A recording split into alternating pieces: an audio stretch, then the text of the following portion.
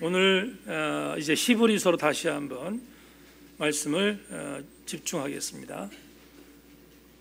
히브리서 3장 12절부터 19절까지 말씀을 봅니다. 지난주에 교회 표 때문에 히브리 산주 중단했는데 오늘 다시 말씀을 나누겠습니다. 히브리서 3장 12절부터 19절입니다. 신약성경 355페이지 주겠습니다. 참고하시기 바랍니다. 제가 읽겠습니다. 형제들아, 너희는 삼가 혹 너희 중에 누가 믿지 아니하는 악한 마음을 품고 살아계신 하나님에게서 떨어질까 조심할 것이요, 오직 오늘이라 일컫는 동안에 매일 피차 권면하여 너희 중에 누구든지 주의 유혹으로 완고하게 되지 않도록 하라. 우리가 시작할 때 확신한 것을 끝까지 견고히 잡고 있으면 그리스도와 함께 참여자가 되리라. 성경이 일렀을 때 오늘 너희가 그의 음성을 듣거든 경노하게 하던 것과 같이 너희 마음을 완고하게 하지 말라 하였으니, 듣고 경노하게 하시던 자가 누구냐? 모세를 따라 애굽에서 나온 모든 사람이 아니냐? 또 하나님이 40년 동안 누구에게 노하셨느냐? 그들의 시체가 광야에 엎드려진 범죄한 자들에게가 아니냐? 또 하나님이 누구에게 맹세하사 그의 안식에 들어오지 못하리라 하셨느냐? 곧 순종하지 아니하던 자들에게가 아니냐? 이로 보건대 그들이 믿지 아니함으로 능히 들어가지 못한 것이라. 다 같이 아멘. 오늘 설교의 주제가 은혜입니다. 하나님의 은혜 찬양하겠습니다.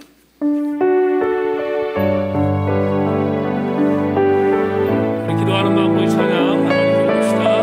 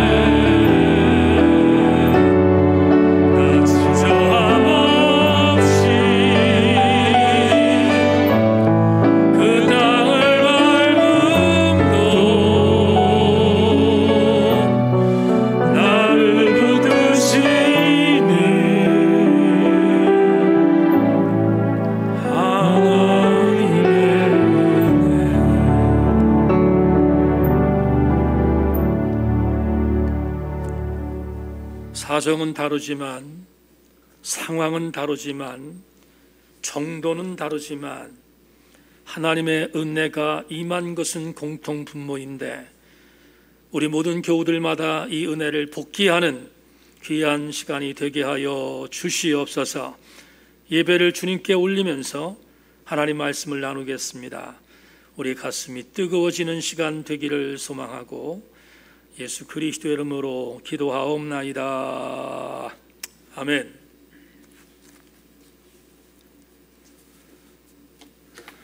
오늘 우리 교우들과 함께 나눌 말씀의 제목은 붙잡아야 합니다. 이런 제목을 갖고 말씀의 은혜를 나누겠습니다. 은혜 받는 시간 되기를 소망합니다. 일부 예배는 아멘 잘하는 사람들이, 2부 예배는 아멘을 안 하는 사람들이 모여서 예배를 드리는 느낌이 있습니다. 은혜 받기를 소망합니다. 오늘 건미십사 반주하고 나갔는데 일부 예배 때 하나님의 은혜라는 이 찬양을 F키 바장조로 이 찬양을 불렀는데 얼마나 힘들었는지, 키가 높아서. 근데 나갈 때 일부 예배 끝나고 나서 목사님 2부 때는 D키로 하겠습니다 이렇게 얘기해 줘서 얼마나 고마운지 몰라요. 며칠 전에 친구 목사가 전화가 왔어요. 전화가 와서 니네 교회 홈페이지 들어가서 이 목사 설교를 들으면 찬양이 제일 은혜롭다 이렇게 얘기를 해요. 그 말은 설교도 쉽게 하라 그런 뜻인데, 오늘 찬양까지 아침에 너무 힘들게 했는데 2부 예배 때 D키로 찬양을 불러서 너무 은혜롭게 찬양을 하게 돼서 감사합니다. 찬양도 은혜로웠지만 말씀도 은혜롭기를 소망하고 오늘 귀한 시간 되기를 원합니다. 제가 참 좋아하는 나희덕 시인의 시를 한 편 여러분들에게 낭독해 드리겠습니다. 작년에 이 시를 읽었는데 얼마나 큰 여운이 남았는지 여러분들에게 소개하겠습니다. 시의 제목은 부패의 힘입니다. 벌겋게 녹슬어 있는 철문을 보며 나는 안심한다. 녹슬 수 있음에 대하여 냄비 속에서 금세 곰팡이가 피어오르는 음식에 나는 안심한다. 썩을 수 있음에 대하여 썩을 수 있다는 것은 아직 덜 썩었다는 얘기도 된다. 가장 지독한 부패는 썩지 않는 것. 부패는 자기 한계에 대한 고백이다. 일종의 무릎꿇음이다. 그러나 잠시도 녹슬지 못하고 제대로 썩지도 못한 채 안절부절 방부제를 삼키는 나여, 가장 안심이 안 되는 나여. 시인 나희덕 씨가 그곳이 멀지 않다라는 시편에서 이 시를 기록하고 있습니다. 이 시를 읽다가 다시 한번 제 생각이 각인한 것이 있는데, 시인은 천재다 이런 생각했습니다. 여러분, 우리는 부패라는 단어를 굉장히 부정적인 단어로 보지 않습니까? 그런데 이 나희덕 시인은 부패란 단어를 긍정화시켰습니다. 이런 표현은 시인의 감성이 아니면은 절대로 표현할 수 없는데, 나희덕 씨가 이렇게 말했습니다. 가장 지독한 부패는 썩지 않는 것이다. 세상에 이런 표현을 어떻게 쓸 수 있습니까? 천재가 아닌 이상. 가장 지독한 부패는 썩지가 않는 거래요. 그리고 그 부패는 내 한계에 대한 고백이고 일종의 무릎꿇음이다 이렇게 긍정화시켰어요. 그래서 제가 갖고 있는 그곳이 멀지 않다는 이 시 한 편의 공란에, 이 글이 있는 공란 옆에 제가 이렇게 사족을 달았어요. 부패의 긍정성을 보았다. 정말 기가 막힌 통찰입니다. 여러분, 시인이 어떻게 이렇게 엄청난 통찰을 할 수 있을까? 그러다가 이런 생각이 들었습니다. 시인은 어떤 사건과 어떤 사물을 만나면 일반적인 사람들과는 좀 다른 천재적 기질이 있다 생각했습니다. 그건 뭐냐 하면 어떤 사람을 만나든 어떤 사물을 만나든 어떤 사건을 만나든 그 안에서 이루어지는 일체 것들을 1인칭 객관화시키는, 다시 말하면 나에게 깊이 적용하는 천재적 기질을 갖고 있다. 그러니까 이 부패임이라는 이 시에서 마지막 연에 나이덕 씨가 이렇게 말한 거예요.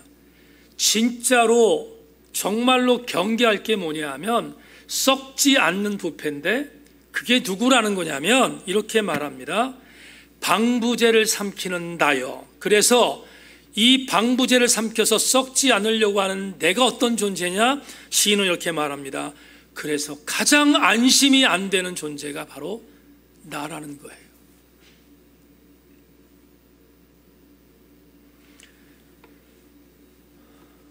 이번 일주일 동안 우리는 어떤 일을 만날지 모릅니다. 여러분, 지난 일주일 동안 어떤 일을 만나고 오셨는지 저는 잘 모릅니다.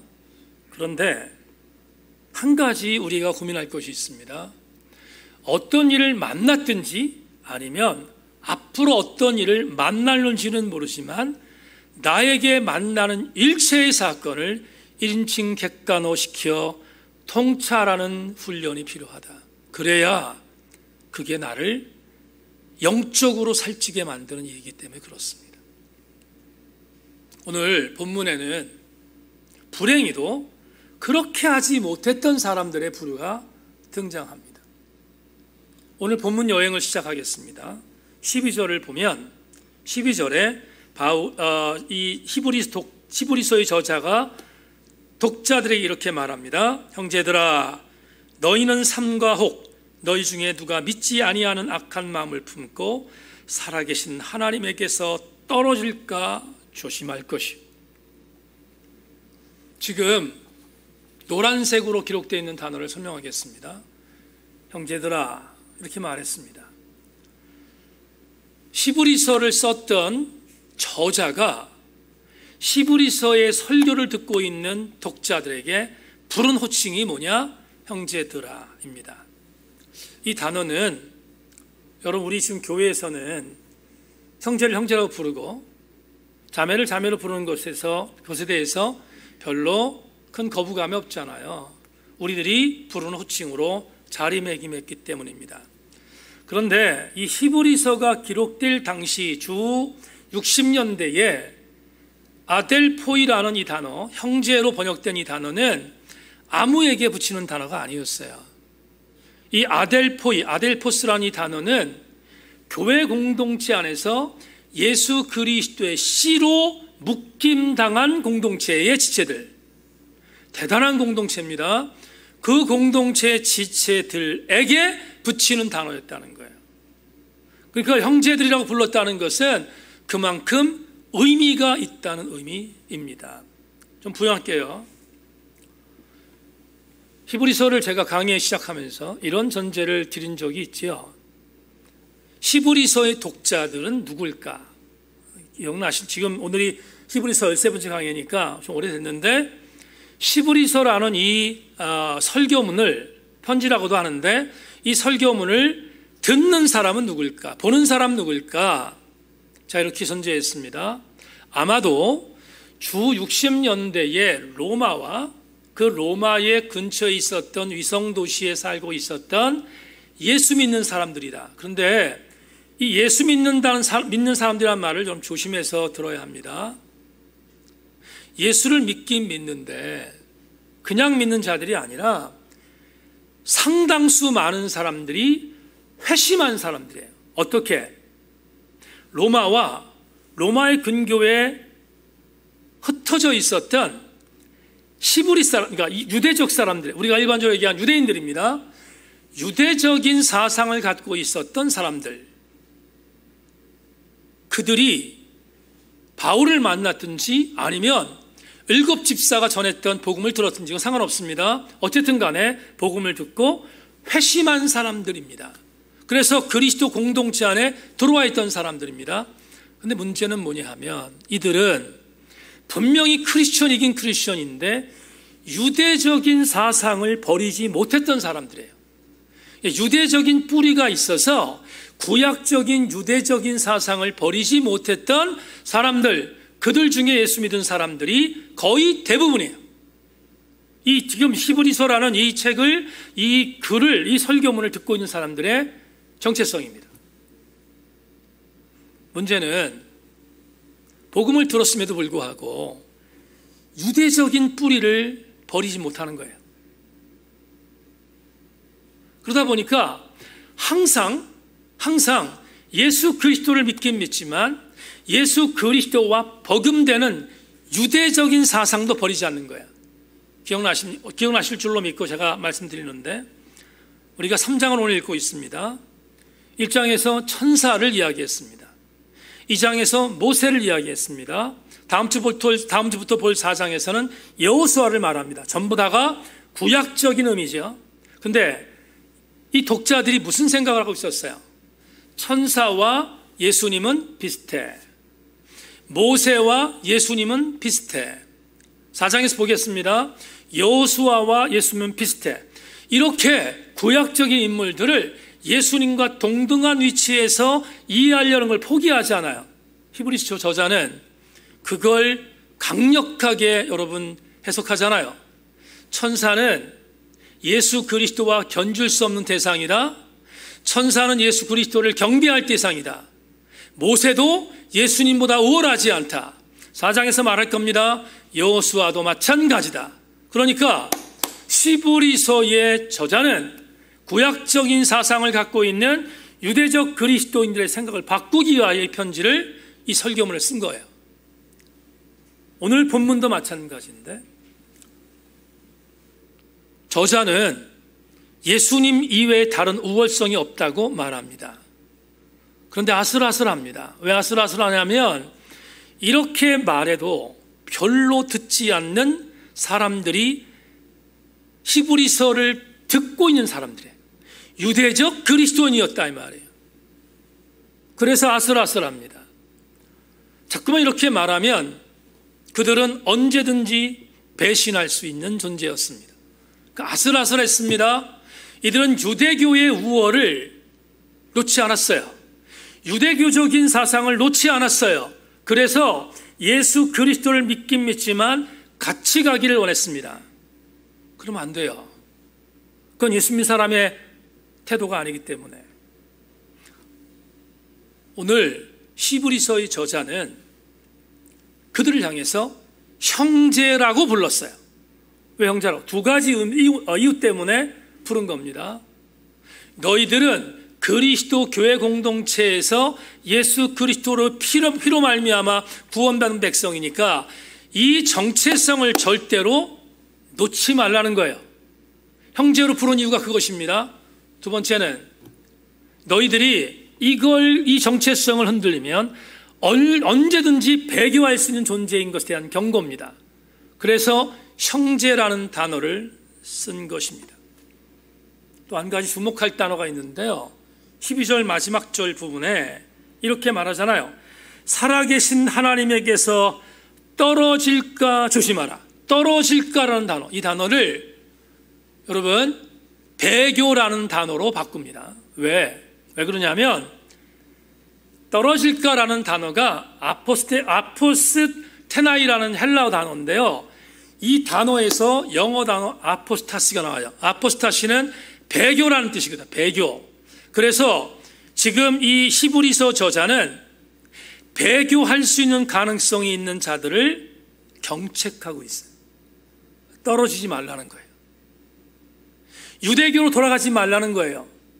절대로 예수 그리스도의 은혜에서 떨어져 나가지 말라고 말합니다. 그러면서 당부하는 게 있는데요. 그게 오늘 본문 13절과 14절에 있습니다. 이런 당부를 합니다. 오직 오늘이라 일컫는 동안에 매일 피차 권면하여 너희 중에 누구든지 죄의 유혹으로 완고하게 되지 않도록 하라. 우리가 시작할 때 확신한 것을 끝까지 견고히 잡고 있으며 그리스도와 함께 참여하는 자가 되리라. 다 같이 아멘. 여러분, 이 구절을 제가 부연하겠습니다. 히브리서의 저자는 배교의 위험성을 갖고 있는 아슬아슬하게 줄타고 있는 자들을 향해서 이렇게 말해요. 죄의 유혹을 통하여서 완고해지면 안 돼. 절대로 죄의 유혹에 의해서 완고해지면 안 돼. 이렇게 말합니다. 그러면서 그들의 죄를 지적해요. 지금 배교의 위험성이 있는 그들을 향해서 지적합니다. 어떻게 지적하는가? 유대인들은 구약적으로 세상말로 빠삭했으니까 구약의 한 내용을 인용합니다. 그 구약의 내용이 시편 95편입니다. 여러분, 시편 95편 2주 전에 설명했지만 한 번 더 읽겠습니다. 95편 7절로 11절 자막 보십시오. 그는 우리 하나님이시요 우리는 그가 기르시는 백성이요 그의 손이 돌보시는 양이기 때문이라. 너희가 오늘 그의 음성을 듣거든 너희는 무리바에서와 같이 또 광야의 마사에서 지냈던 날과 같이 너희 마음을 완악하게 하지 말지어다. 그때 너희 주상들이 내가 행한 일을 보고서도 나를 시험하고 조사하였도다. 내가 40년 동안 그 세대로 말미암아 근심하여 이르기를 그들은 마음이 미혹된 백성이라 내 길을 알지 못한다 하였도다. 그러므로 내가 노하여 맹세하기를 그들은 내 안식에 들어오지 못하리라 하였도다.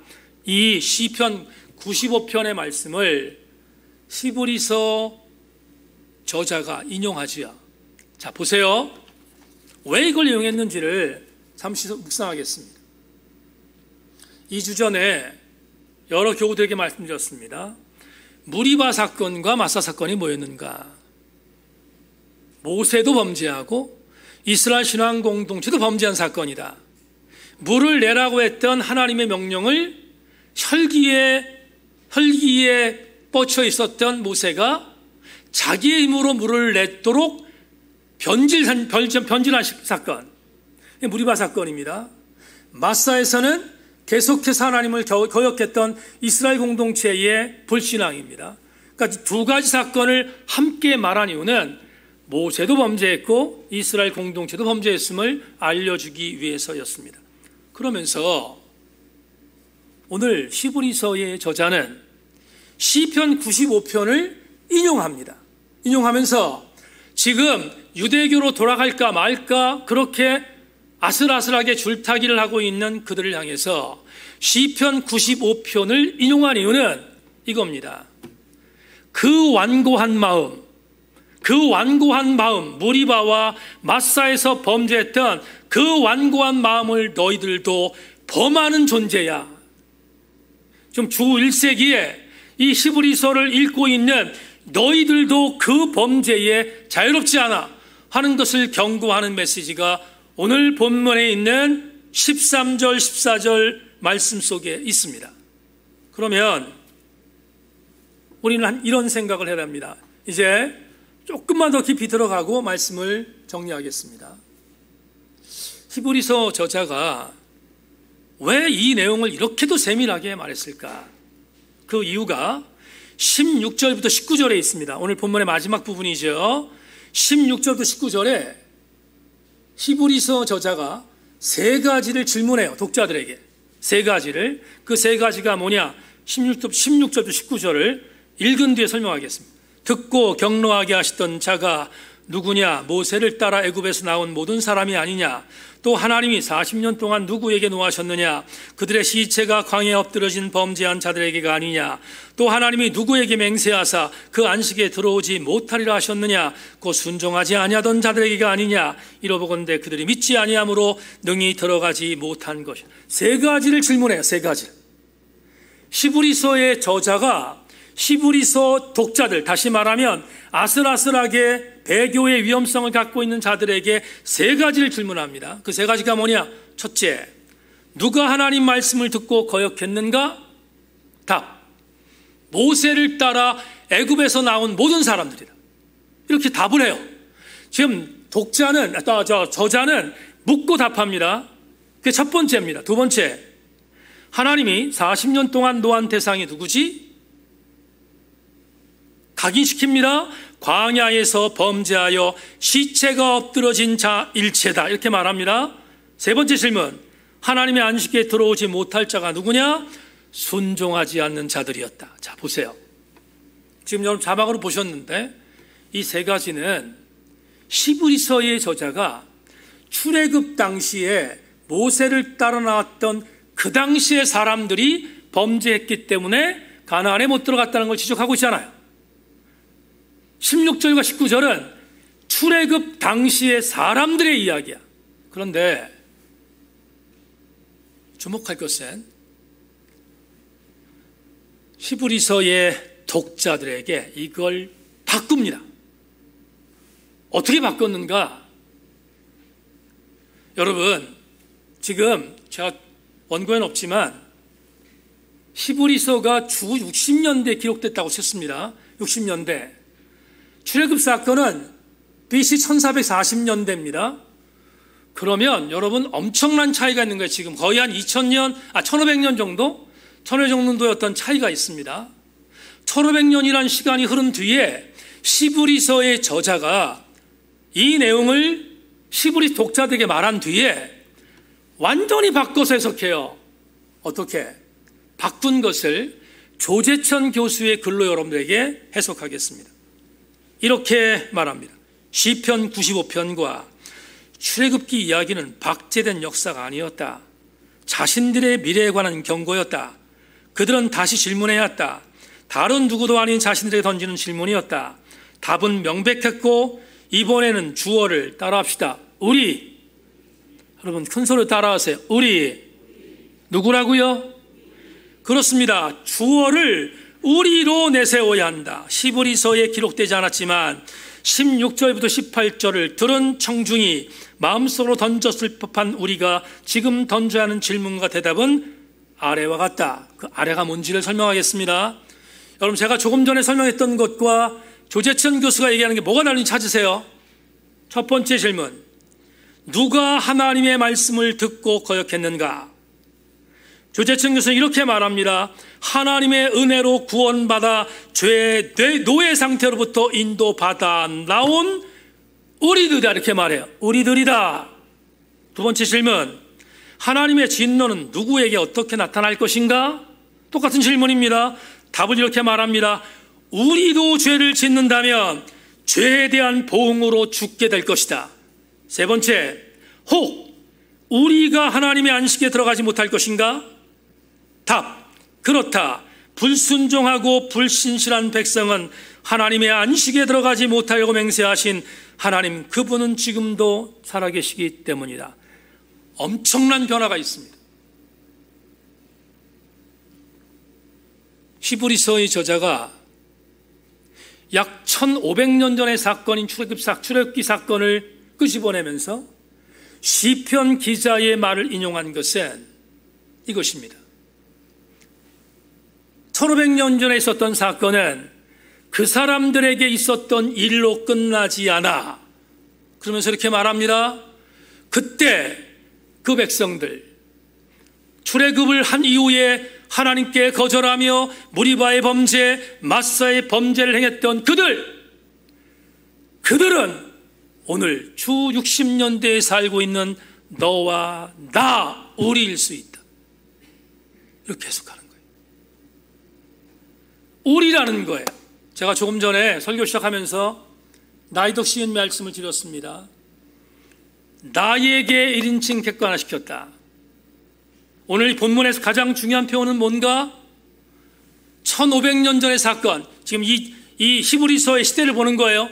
1500년 전의 사건, 그 사건이 1500년이 지난 뒤에 그들의 사건이 아니라 나의 사건이라고 해석한 것입니다. 그러면 오늘 우리에게 주는 은혜가 뭘까? 오늘 저와 여러분들에게 주는, 세인교회 성도들에게 주는 은혜가 뭘까? 같은 맥락입니다. 출애굽 사건을 통하여 하나님께 범죄했던 그들의 그 범죄 사건은 주 60년대에 히브리서를 듣고 있는 사람에게만 해당되는 것이 아니라 2022년 오늘 세인교회 우리들에게도 동일하게 이 범죄의 그룹 안에 들어갈 수 있다는 사실을 경고하고 있는 거예요. 그렇다면 반면교사를 삼아야 되지 않겠습니까? 어떻게? 나의 언어로 본문에 있는 이 사건을 적용하기 위해서 우리가 반드시 해야 할 일이 있습니다. 우리 세인교회 성도들이 2022년에 해야 할 일이 있습니다. 그 해야 할 일을 오늘 설교의 레마로 정했습니다. 자막 보겠습니다. 2부 예배에 나오신 성도 여러분, 우리가 무리바 마사에서의 범죄를 우리 것으로 적용하여 다시 한번 새로워지기 위하여 우리가 경험할 것은 이것입니다. 나에게 주었던 첫사랑과 첫믿음을 견고히 붙잡아야 합니다. 무슨 말인가? 14절에 있습니다.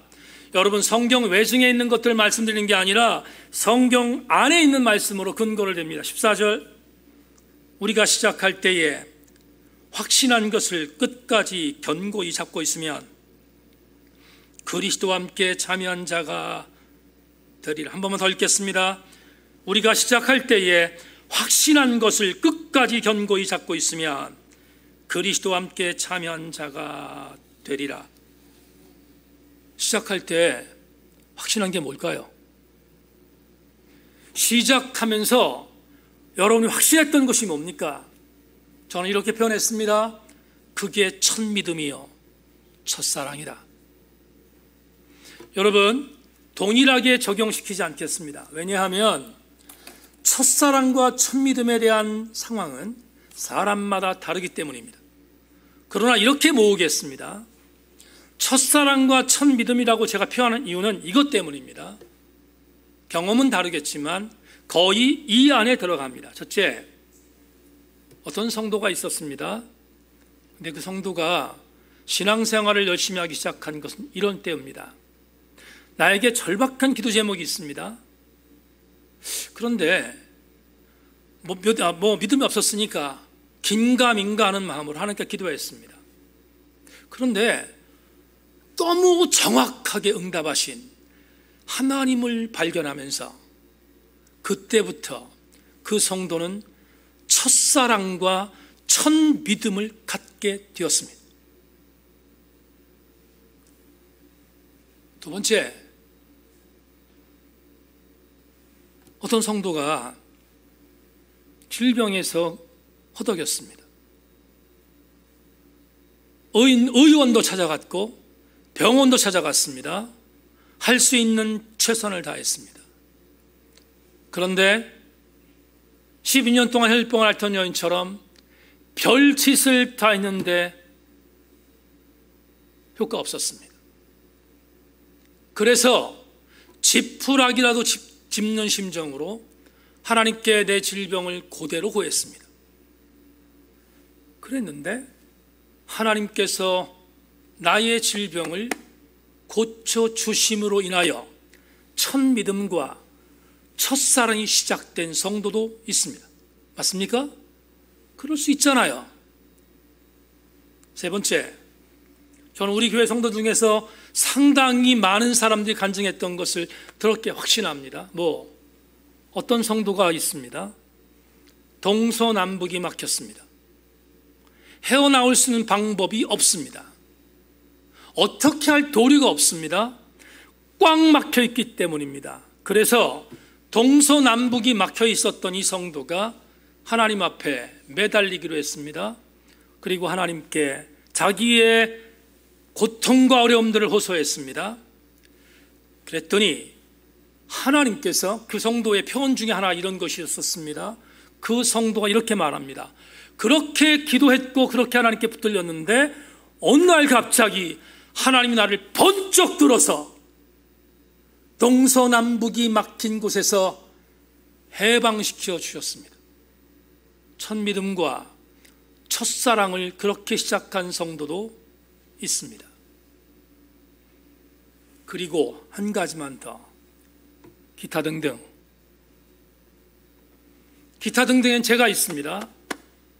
여러분, 저는 지금부터 40년 전에 정말로 어떻게 할 것인가 한치 앞이 내다보이지 않는 인생의 갈증 속에서 20대 청년 때 가장 힘들었을 때 하나님께서 나에게 말씀으로 오셔서 나에게 주의 종이 되도록 명령하셨습니다.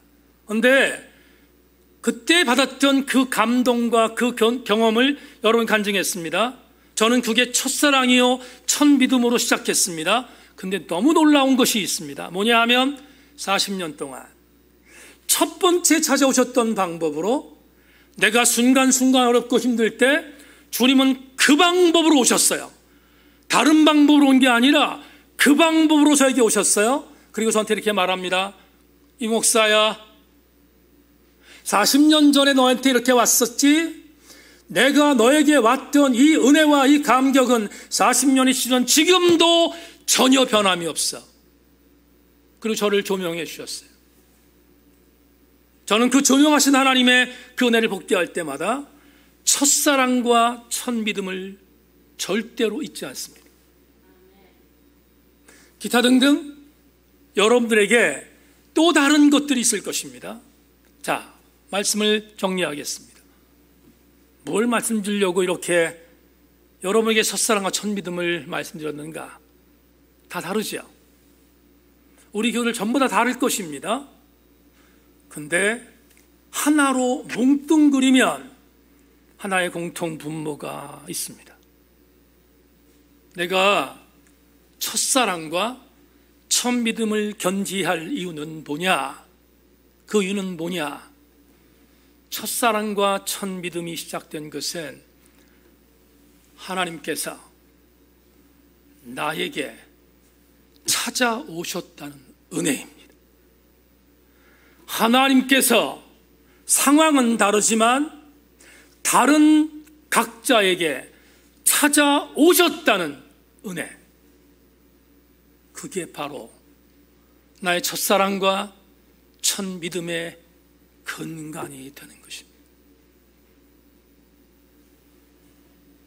우리는 첫사랑을 잊을 수가 없습니다. 저도 첫사랑이 있습니다. 생각해보면 정말로 아름다웠던 사랑이었습니다. 첫 믿음을 잊을 수 없습니다. 그 믿음은 지금도 나를 견고하게 붙들어주는 하나님의 무기이기 때문입니다. 지난 주간 박준이라는 작가가 쓴 산문을 읽게 되었습니다. 읽다가 작가의 한 문장에 필이 꽂혔습니다. 그 문장은 저에게 굉장히 큰 감동을 주었습니다. 그 문장 소개하겠습니다. 사랑은 이 세상에 나만큼 복잡한 사람이 그리고 나만큼 귀한 사람이 있다는 사실을 새로 배우는 일이었습니다. 와, 이건 정말 너무 엄청난 감동 아닙니까? 사랑하는 이유가 뭡니까? 우리가 그동안 들었던 사랑하는 이유가 뭐지요? 사랑했던 부분에 있어서의 중심적인 내용이 뭐였습니까? 나였어요. 그런데 박준 작가가 말했습니다. 사랑은 이 세상에 나만큼 복잡한 사람이 또 있고 나만큼 귀중한 사람이 또 있다는 사실을 알려주는 일이기에 사랑을 해야 한다는 것입니다. 이 문장이 왜 제게 감동으로 다가왔는가? 이유가 있습니다. 하나님께서 나를 찾아오신 것에 나를 사랑하신 주님께서 이걸 확인하기 위해서입니다. 하나님께서 나를 찾아오셔서 나를 사랑한 것은 아무개야 너는 가장 나의 존귀한 자임을 알려주기 위해서입니다. 이 부회에 나오신 교우들 한 사람 한 사람 상황은 다르지만 여러분을 찾아오신 주님의 사랑은 여러분이 가장 소중한 가치임을 알려주기 위하여 찾아오신 은혜임을 알고 계십니까? 마지막 구절 읽겠습니다. 신명기 1장 29절 30절에 모세가 40년 동안 이스라엘 백성들을 이끌고 파란만장한 40년을 보낸 뒤에 가나안이 보이는 느보산 앞에 섰습니다. 이제 얼마 있으면 느보산에서 모세는 죽습니다. 그토록 꿈에 그리던 가나안 땅에 들어가지 못합니다. 무리바의 범죄 때문이었습니다. 얼마나 속상했을지 나름대로 짐작할 수 있습니다. 신명기 1장에서 모세가 출애굽에서 데리고 나왔던 1세대는 다 죽고 여호수아와 갈렙 그리고 2세대만 남아 있습니다. 약 200만 명 정도가 있습니다. 그런데 자기의 죽음을 목도하면서 그들에게 설교합니다. 그 설교의 내용이 신명기라고 하는 5번째 책입니다. 그 신명기의 설교를 통해서 모세가 200만 명의 불순종했던 자녀들을 보면서 어떤 생각이 들었을까? 얼마나 많은 감정적인 여운이 있겠습니까? 얼마나 속상한 마음들이 있었겠습니까? 이렇게 설교할 수 있었습니다. 200만 명의 이스라엘 공동체가 들으라. 나는 여기서 죽는다. 왜? 너희들이 나를 괴롭혔기 때문이다. 너희들이 나를 지긋지긋하게 괴롭혔고 내가 실수해서 하나님이 나를 쳤다. 내가 가나안에 들어갈 수 없다. 이렇게 하소연할 수 있습니다. 그리고 정죄할 수 있었습니다. 그런데 정죄하지 않습니다. 마지막 설교에서 모세가 2세대의 약 200만 명의 백성들을 향하여 이렇게 설교합니다. 신명기 1장 29절 30절에 말합니다. 내가 너희에게 말하기를 그들을 무서워하지 말라, 두려워하지 말라. 너희보다 먼저 가시는 너희 하나님 여호와께서 애굽에서 너희를 위하여 너희 목전에서 모든 일을 행하신 것 같이 이제도 너희를 위하여 싸우실 것이라. 성도들이여, 하나님은 이전에도 나보다 먼저 가셔서 나를 위하여 싸워주셨고, 이전에도 나를 안아주셔서 여기까지 오도록 만드신 은혜의 하나님인 것을 믿습니까? 또 한 가지, 그 하나님은 그때뿐만 아니라 오늘도 여러분들보다 앞서가셔서 여러분들을 은혜의 자리로 인도하시며 또 안아주시는 하나님이신 것을 믿습니까? 이걸 믿는 자는 첫 믿음과 첫사랑을 갖고 살아가야 합니다. 사도 요한이 요한일서 4장 19절에서 기가 막힌 말씀을 우리에게 남겨두었습니다. 우리가 사랑함은 그가 먼저 우리를 사랑하셨기 때문이다. 아십니까?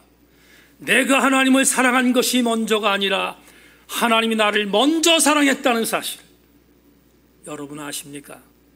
유딘 피터스는 요한일서 4장 19절을 이렇게 풀었습니다. 그럼에도 우리는 사랑합니다. 사랑하고 사랑받습니다.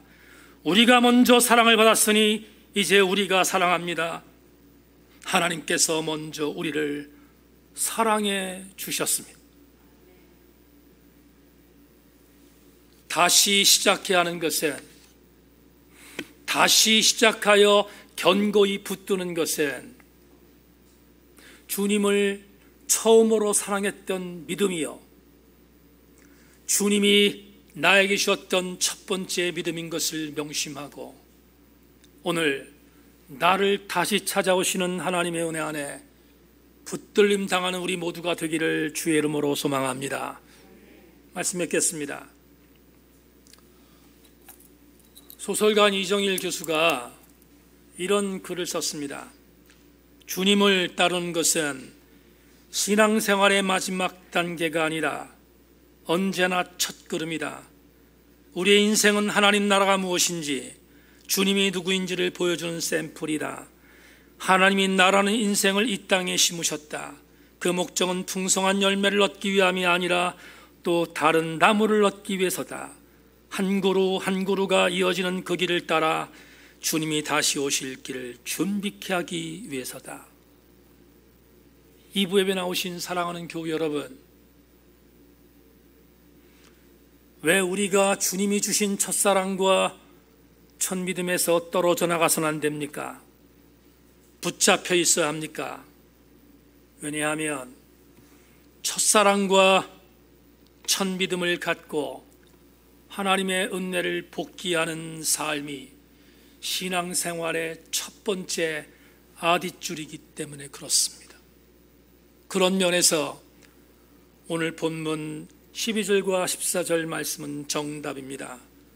형제들아, 너는 삼가 혹 너희 중에 누가 믿지 아니하는 악한 마음을 품고 살아계신 하나님에게서 떨어질까 조심할 것이요, 오직 오늘이라 일컫는 동안에 매일 피차 권면하여 너희 중에서 누구든지 죄의 유혹으로 완고하게 되지 않도록 하라. 우리가 시작할 때 확실한 것을 끝까지 견고히 잡고 있으면 그리스도와 함께 참여한 자가 되리라. 붙잡는 여러분 되시기를 주님의 이름으로 소망합니다. 하나님의 은혜, 우리 함께 찬양하겠습니다.